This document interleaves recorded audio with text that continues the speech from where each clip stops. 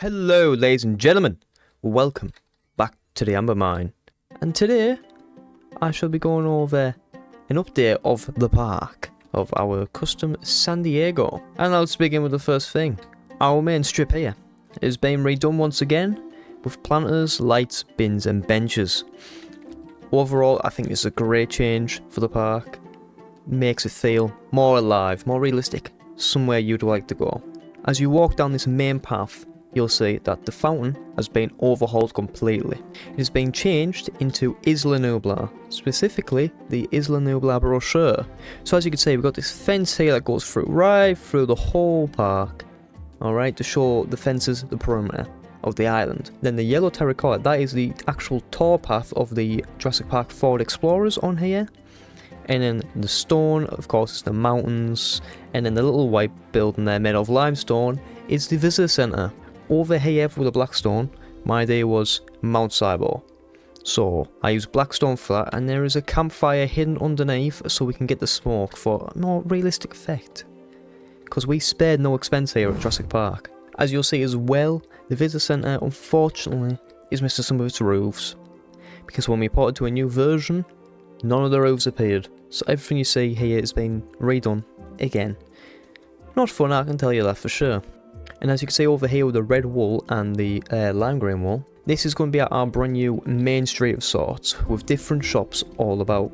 Since we want this to be a main guest area, that was the idea and the intention. So the plan is, round here, where there is the cut off, a brand new path is going to come through here. And we're going to use this backspace for even more shops. I was thinking more like shops around the UK where there's different alleyways and all that stuff that lead to different shops, because Fi just wanted to do the front main bit and I was like, no, let's not do that. Let's do this and it's going to look so much better and it's going to fill up the space but more. And then also when I think about it, we're going to get the option to practice our building a bit more, because we don't really do architecture that much compared to exhibit building. And over here was supposed to be the Islands of Aventura restaurant, from what I can remember. But I didn't get this memo and decided to overhaul the whole building myself, but I kept it realistic to the old plan and shape of the original building that was here. So as we go in, I have put a amber light with DNA strands going around. I took this from my staff centre, which was very, very old, because I thought it'd be nice to have it like a show to the past of what has originally been done to the park. And we also have some funky floor designs which people on the stream loved. Alright, and that's a hint for you to come and join us on the streams whenever you can. And over here we have a little kitchen just hidden out back. Unfortunately I have not got around to the interior yet, because interior is not my strong suit. Though we will get around to that on the stream most likely. And then this room here with the dome is going to be the gift shop. My idea was gift shop's supposed to be bright and colourful. Alright, what else can we do? The sky shows beautiful colours depending on the time of day. And the dome you can see straight through. It's a perfect match, isn't it? And then once you wander outside the gift shop, we have our big like landscape and lagoon lake type area. It's nothing big, it's nothing flash, it's just something to fill up empty space, but not cover up the shop, the restaurant per se. Now as we wander over here, the Cenozoic, this is where it begins with a brand new gate made by me and Fi, and Fi managed to get the gate working. So now the gate shuts and closes behind you, if you press the button of course. So as you walk through these gates, you'll see to your left is the brand new Paraceratherium enclosure, made by me on a Saturday at night. I was very tired afterwards, but it was great fun, honestly. The inspiration for this build was Bulgaria landscapes, which I think turned out quite nicely. And when you search a Bulgaria landscape and you see lavender field, that's what it was based off. That's the image per se that I went with. Then over here we have a bog, and when I was googling images, of course, I didn't see much stone. I saw my diorite white type blocks. So that explains the white diorite that's been used throughout the build, along with calcite. And then we have some brand new beautiful spruce trees, which I did make, and I'm very impressed with myself because usually I'm not too good at trees, but no, I think they've turned out quite nicely. And as you head further into the back of the exhibit, this is the Paraceratherium Night House. This side here is based off a Victorian giraffe house from like the early 1900s. So I got this image of Phi, and I thought, you know what, that'd be a great addition to this exhibit. And then the other side, you're not going to expect what's inside. I'm telling you that now because you're not going to know. And boom, here we go, ladies and gentlemen. This is the inside of the modernised warehouse of sorts. We have a tractor. Not one, but three. Alright, so we have this one big one here based off the John Deere tractors. I thought it'd be a cool idea, because of a mammal of this size, you would need something to get around the exhibit fairly quickly and be able to transport food, because it's going to need a lot of food, across the exhibit to like different points. Just so the guests, when they walk in, they can actually see the creature and it's not hidden within the foliage. And as well, we have a brand new JPEG tower which I built. It does work, I'm quite proud of myself because I don't understand Create. Phi was absolutely in love with this idea, so I've got brownie points with Phi for doing this. But yep, the guests can go up and then you can see the exhibit from a different vantage point. Because when I've been going through the park and upgrading it all, along with the other team members of course, because we've done loads on the Jurassic, I realised we don't have many viewing platforms, viewing areas. It's always just from eye level down at the fence. I didn't really like this, so that's why I've done this. And as well, you might have spotted, we do have a JPEG balloon, which I also built. I had a fun weekend, I tell you that. But yeah, hopefully, Phi's idea is we can get this on a visible path, so this can fly across the entire park to build a bit more atmosphere. So let's just go in, shall we, and have a quick look through. Yep, look at that. You can see all sorts, of course. And then you've got a good look into the Paraceratherium enclosure. Though the anti-aliasing is not coming in hand, because that lavender field looks a bit hideous from up here, unfortunately. And just below, you can see we have a brand new Smilodon exhibit. This has been worked on by me and Phi. We've had a good crack at it. Alright, we've tried our best. We do have a big cat fence. I looked on Google and this is what came up in UK zoos. I don't know if it's different across the world, but this is what we've went with since we're going for a Victorian English type area. So as you can tell, we have enrichment items all across the exhibit. We've got these big climbing dead trees, which I've seen quite a bit. And then we have a hanging plastic bowl. Yes, I'm aware it does not look like a plastic bowl in the slightest. But you know what? It's Minecraft. I can get away with it. And as well, we've got different like climbing platforms. Like, Smilodon could jump from that to that and then like go sit in a tree. Who knows? It's a cat. And cats don't make sense, do they? And then we also have a little scratching brush here in case it wants to like scratch its backside for the fun of it. Now we're going to explain the brand new Smilodon night shelter. This here is a garage, just for vehicles to get in and out of, though Phi's forgot to do a door for them to get in, so well done Phi. Now this is a storage room right beside it, just so the vehicles can grab stuff in and out quick and easy, because that's what you need to do, especially messing with these big cats. This is just a big hallway, extra storage of course. I think there is, yeah, it's a hallway out as well. Now here we have a den for Smilodon. We got one here, and then straight across we have another den, just so we can separate them if needed, of course. That's the idea, based off real zoos. Now, one of these is a toilet, of these two rooms here, and then the other is storage. I'm not sure which is which, but we'll find out when the time comes. And then over here we have another door in, just for staff access. And then over here, this is a medical bay, in case, let's say, Smilodon's got illness, needs surgery. You can get tranquilized, brought in here, and shot straight back out.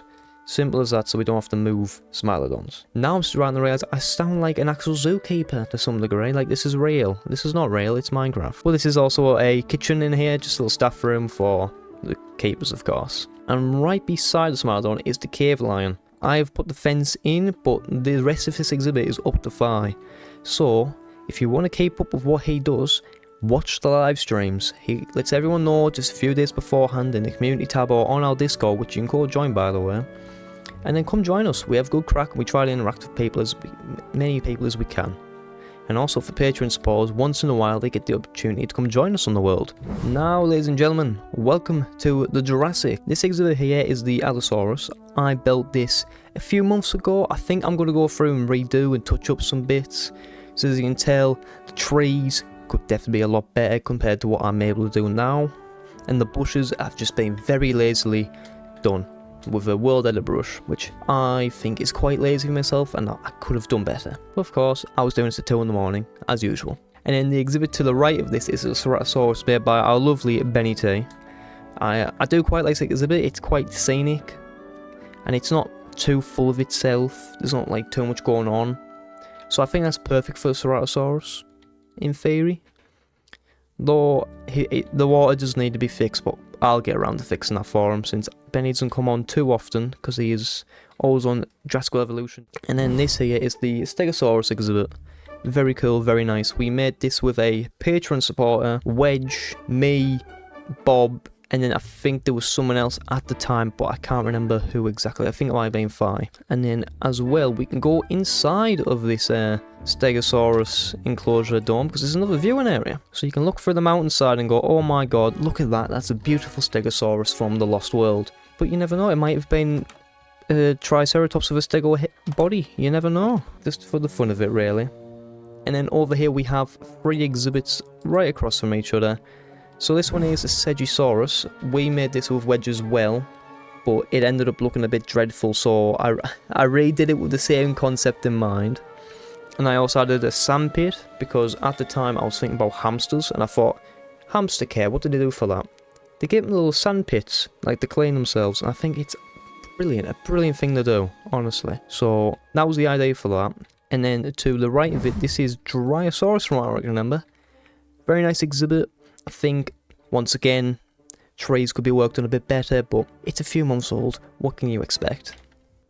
Now, to the right of this exhibit, we have the Ornitholestes, one of my favourite dinosaurs. Though, not better than the Coelophysis, keep that in mind. Quite a simple, plain exhibit. Doesn't need too much. Once again, trees, rock work. It could be a bit better, but you never know. Because we are constantly updating this park, no matter what. And now, here's a big exhibit for you. This is the Dilophosaurus. Big red desert landscape and another sand pit because we thought it'd be cool. And there's another little Easter egg with this exhibit. So, this is actually a bridge and underneath you can walk, well, not you, but the Dilophosaurus can walk through to the other side of the exhibit. Because this was tiny compared to what it originally was. And we're sick of exhibits being really small because that's how old this map is. Some of it might be older than some of you, which is worrying and makes me feel old, so I thank you for that, ladies and gentlemen. And now, this big build here of the dome is a Jurassic aviary. Alright, so if we come through here, you can come through the tree trek, I think that's what it's called. This was made by a Patreon supporter, better than IGN. Brilliant build, I am stunned. I've got lost in this before when I was exploring it. So let's see if that happens again. But yes, you can walk through all like the vegetation. It's absolutely brilliant. Now like there's caves, dripstone, even a tarantula exhibit, which I don't like tarantulas, but you know what? It's a quite nice exhibit. So yeah, you have a quick wander through.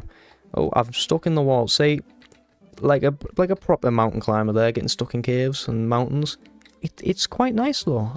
He's done a really good job, and I let him know the other day on our public Discord. Because we were holding a live stream for everyone to come watch. Now this is the main aviary bit. So if we walk around here, this will soon be the Rhamphorhynchus exhibit. This was originally glass, but me and Phi found a mesh block, which we thought looks so much better. And you can actually see into the exhibit a bit more. As you can tell, I tried to make it start with like a bird stand, though could be a bit better, but it is what it is. And then further down we have the Teleosaurus. It's a swamp exhibit. Really nice, of course, and hopefully at some point we could have this creature in game. Though, as you can tell, some of the walls are not the same height.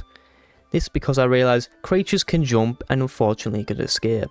Then this is the Compsognathus. Yes, I'm aware this looks absolutely horrible and daft. I did this, and for some reason it's all turned to moss. I don't know when or why, but I'm quite annoyed. So hopefully I'll get round to fixing that. And now let's just quickly leave the Jurassic aviary, because we have to show a bit more of the Jurassic off. And over here we have a Europasaurus exhibit. It's like a big swamp done by Omar, otherwise known as Eli, and Phi. Absolutely beautiful. This is what I used to reference my swamp bog thing over at the Paraceratherium enclosure. And I think it came out quite nicely. The lads have done a brilliant job, I won't lie.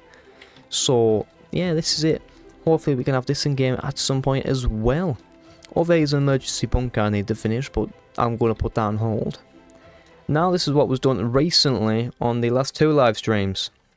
To our right here we have a Megalosaurus exhibit. Phi has an idea of extending it outwards into the Diplodocus habitat, just because it's a bit tight on space and we don't really want that in theory. And also it gives us room to do a night house of sorts. And then over here, this big exhibit here is the Tyrannosaurus exhibit. Me and Phi did this to some degree. He asked me what blocks he should use, I gave him some blocks. He could put my new trays in, but the rest was all him, and he's done a fantastic job. The only thing I'm going to mess around with is the blending between the sand and the coarse dirt, because I think it's too harsh of a transition. It doesn't really blend out like it's been walked on and passed along, like what you do with like basic erosion. And then over here is the Metricanthosaurus exhibit. Really nice, honestly. Outdone themselves again. It's quite forested, which, when I think of Metricanthosaurus, yes, brilliant job, honestly. But yeah, you can walk through. Got some varied terrain here. Now you may be wondering, why is there mud brick slabs everywhere?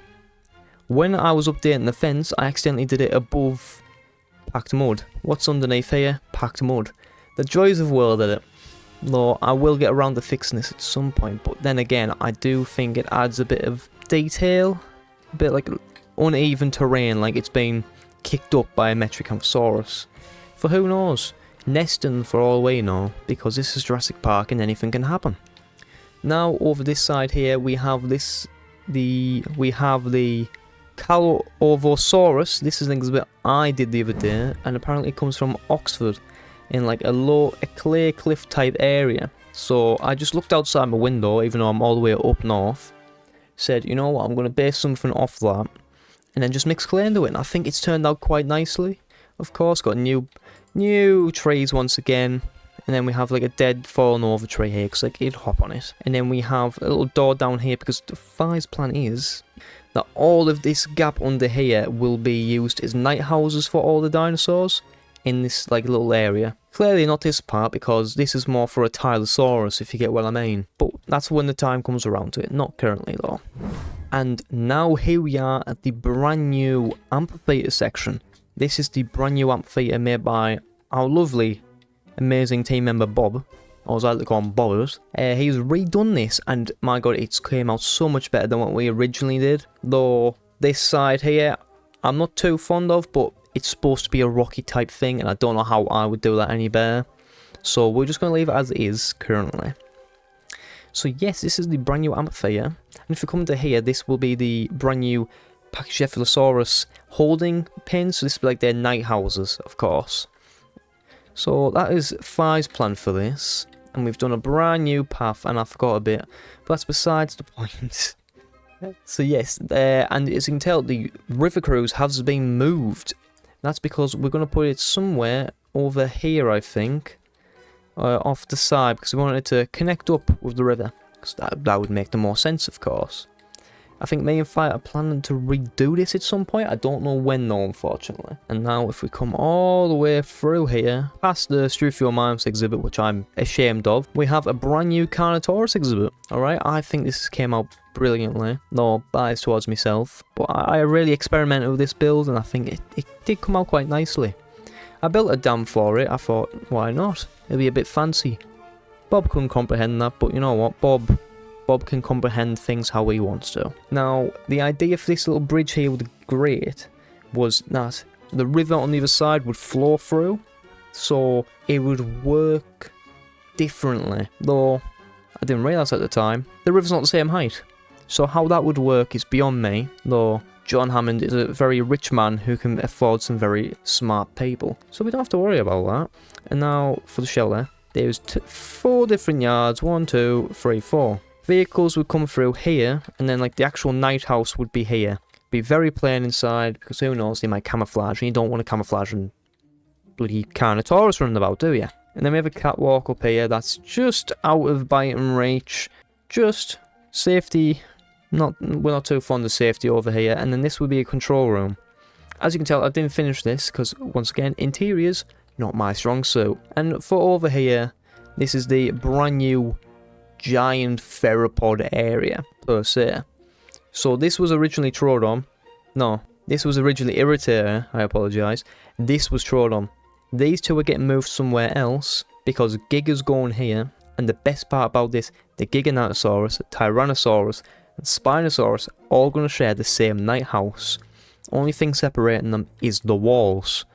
As you can tell here, there will be like little gates in between, just in case we need to move the creatures out. That's the idea. Because we're trying to take a more realistic approach to our exhibits now. And I mainly caused this with my night house over there for the Carno, because if I did this, he got really inspired.